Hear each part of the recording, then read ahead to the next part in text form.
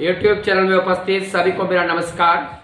आज का विषय है स्प्लीन। इस स्प्लीन को कई नामों से जाना जाता है।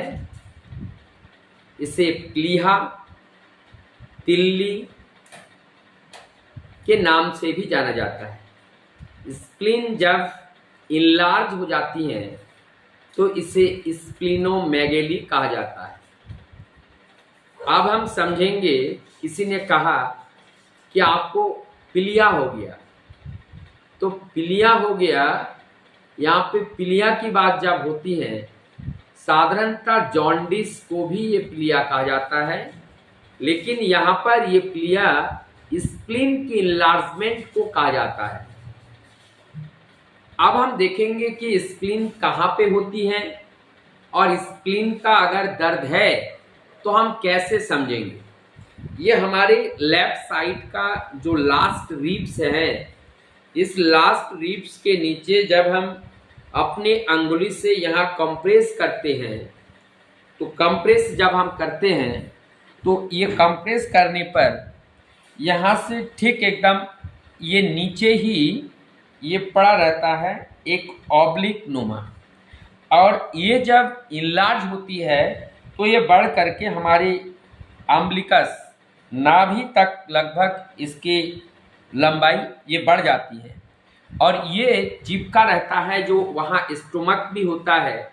यहाँ हम पहले देखेंगे क्या क्या ऑर्गेन्स यहाँ होते हैं। स्प्लीन यहाँ पर है, यहाँ पे उसके बाद यहाँ हार्ट का जो जोन है इससे ऊपर, उसके बाद यहाँ स्टोमक भी है, और इससे ऊपर की और इसी साइड में ही लंग्स भी है, और इसी के बैक साइड में यूरेटर भी है। तो इसका मतलब कभी डीडी डिफरेंशियल डायग्नोसिस हो जाते हैं, कंफ्यूज हो जाते हैं।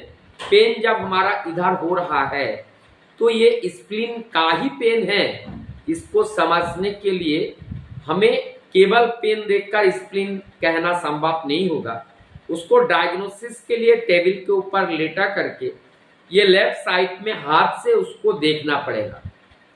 इनलार्जमेंट अगर है तो लास्ट रिब से जब हम पल्पेट करते हैं अपने अंगुली से, तो पल्पेट के दौरान वहां पर टच होता है और वो इनलार्ज हुए स्प्लीन सतह ही वहां फीलिंग होने लगती है।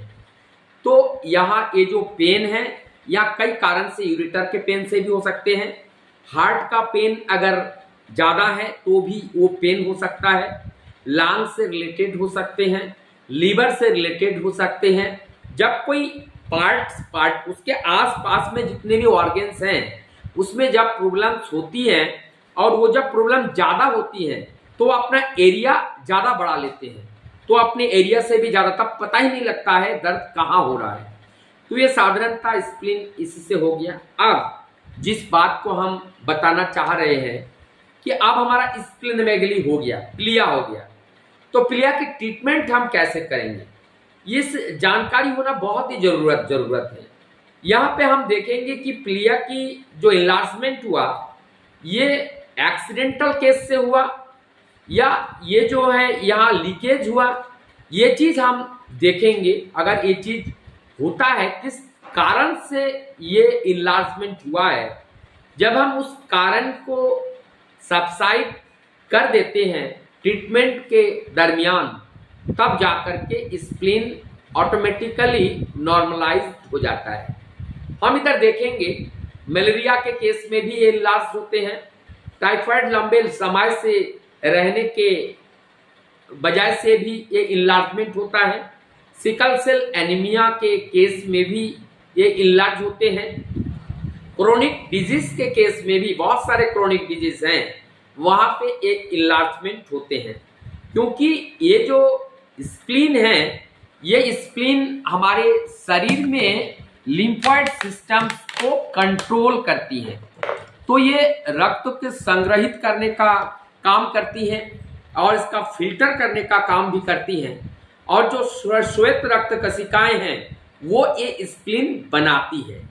तो इसीलिए ये बहुत ही एक महत्वपूर्ण अंग हमारे शरीर का है, क्योंकि श्वेत रक्त कणिकाएं ये हमारे बॉडी की रक्षा करने का काम करती हैं, इसलिए इसके द्वारा बॉडी इम्यूनिटी का मेंटेन भी होता है। तो ये जो स्प्लीन किस किस कारण से इनलार्ज हुआ, ये लीवर के वजह से भी हो सकते हैं, और आसपास के ऑर्गेन्स की कोई भी इंफेक्शन बॉडी में हो रहा है, वो लिम्फोइड सिस्टम्स को कंट्रोल करने वाला ऑर्गेन्स होने के नाते उनका साइज बढ़ जाता है। उस डिफेंस मैकेनिज्म के तहत ज्यादा से ज्यादा श्वेत रक्त कणिकाएं प्रोड्यूस करने के लिए, और जब उसको सबसाइड कर दी जाती है तो ये स्प्लीन नॉर्मलाइज हो जाती है। तो यहाँ देखा गया स्प्लीन के लिए पार्टिकुलर कोई भी मेडिसिन नहीं होता है। अब इंजरी है, ब्लीडिंग हो रही है, रुक नहीं रहा है, तो यहाँ पे स्प्लीनेक्टोमी के द्वारा इस स्प्लीन को रिमूव करके भी हम जिंदा रह सकते हैं। ये भी जरूरत पड़ने पर पेशेंट को किया जाता है। तो इसी प्रकार से ये जो स्प्लीन है हमारे शरीर की सारे इम्यूनिटी सिस्टम को मेंटेन करते हुए हमारे शरीर की रक्षा करने वाला ग्रंथि है, और ये हमारे शरीर का रक्षा प्रदान करती हैं, साथ ही साथ रक्त का संग्रहित करती हैं, और ये फिल्टर का काम भी करती हैं। तो इस स्प्लीन में कोई प्रॉब्लम्स हो जाएं तो जिस समस्या हमारे बॉडी में है, चाहे वो सिम्टोमेटिकली हो, डायग्नोस्टिकली हो, दोनों जब सबसाइड हो जाते हैं ऑटोमेटिकली स्प्लीन नॉर्मलाइज हो जाता है।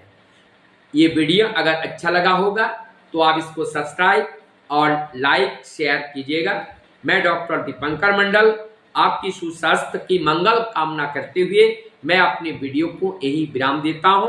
पुनः आप सबको नमस्कार।